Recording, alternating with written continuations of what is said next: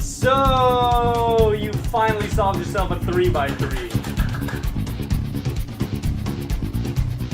And after solving it a few more times, you decided, meh, this is pretty boring.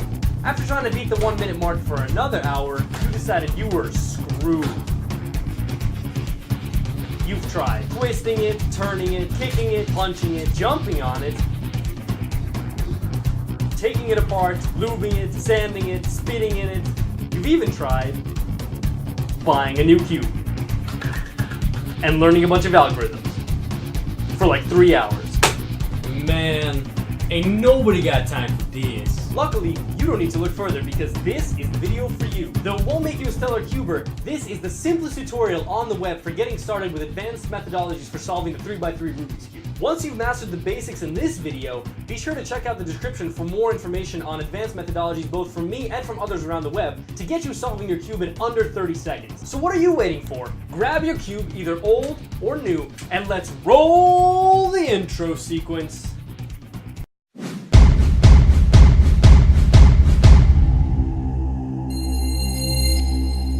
What's up, cubers? Welcome to the simplest tutorial on the 3x3 Rubik's Cube, and specifically on techniques for solving this puzzle faster. In this video, I want to give a brief overview of the methodologies that I'll be rolling out in the next couple of months on how to solve the 3x3 Rubik's Cube faster. Now, it's pretty likely that you already know how to solve the 3x3 cube using the beginner layer-by-layer method. And if you don't, definitely check out my video on that before you hop into these advanced methodologies, because these really won't make much sense to you unless you already know how to solve the Rubik's Cube. This series of videos, I will be showing you guys techniques, algorithms, strategies, and different approaches for solving the Rubik's Cube much faster and bringing your times from the, minute and a half to 1 minute in which you're solving it now, all the way down to the 30-second and the 20-second mark consistently. The methodology that's going to be described in these series of videos is going to be called CFOP. Now, CFOP stands for Cross, F2L, OLL, and PLL, which definitely is just a bunch of confusing acronyms. Essentially what it means is, in this methodology, instead of solving the cross, putting in the corners, building the second layer, and then doing the 4 steps to building the final layer,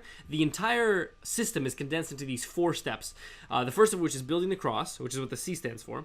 The second of which is F2L, which is building the first 2 layers. So instead of inserting the corners, we'll be inserting the corners and the edge pieces in at the same time as we build up our cube. OLL then stands for taking the bottom layer and solving for this yellow side or blue side or whatever is the opposite side to the cross that you were initially built, solving the entire side but not really bothering with any of the actual colors around the edges of the cube. So at this point, your first 2 layers will be complete and your yellow face will be complete, which is what the OLL stands for. It stands for orienting the last layer. So the last layer, every single piece is going to be oriented yellow up. And finally, permuting the last layer is moving these pieces around in such a way as to finalize your cube. Now, once you master all of these techniques, the beauty of this and the reason it allows you to solve it so much quicker is because you will be able to optimize your cross-solving capabilities, and you'll be able to solve the cross in about 6 or 7 moves on average.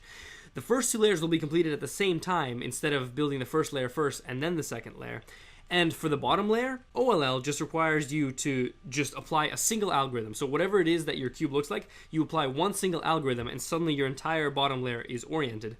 And then PLL is another algorithm that will then permute all of the pieces and solve the cube, which means that instead of applying 4 different algorithms multiple times for the bottom layer, you literally just apply 2 algorithms and the whole bottom layer is done. Using this methodology will greatly improve your times, but it'll also take a little bit of time to actually learn and wrap your mind around and really get into the complexities of this stuff before you can start memorizing algorithms and really honing down your times to, sub 30, sub 20, even sub 15 second times. So in this series of videos, which are going to get gradually released over the course of the next several months, I want to kind of gradually introduce you guys to the world of speed queuing. I'm going to begin with a series of intermediate tutorials for the cross, for F2L, for OLL, and for PLL. And these tutorials here, the intermediate tutorials, are going to be designed just to teach you guys kind of the intro, the basics of the actual strategies. They're going to teach you kind of how to think about this stuff and will be very minimal on algorithms. Like, very few algorithms are actually going to be given. It's just going to make you think,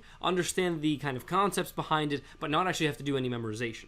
Then after that, I'm actually going to introduce an advanced line of videos, which is literally going to be presenting you guys with actual memorizable steps to create shortcuts on this and to actually memorize, all of the OLL algorithms and all of the PLL algorithms. In addition to these 8 videos, I plan to release 2 more videos that are just basic, very simplistic kind of tips and tricks to improve your speed.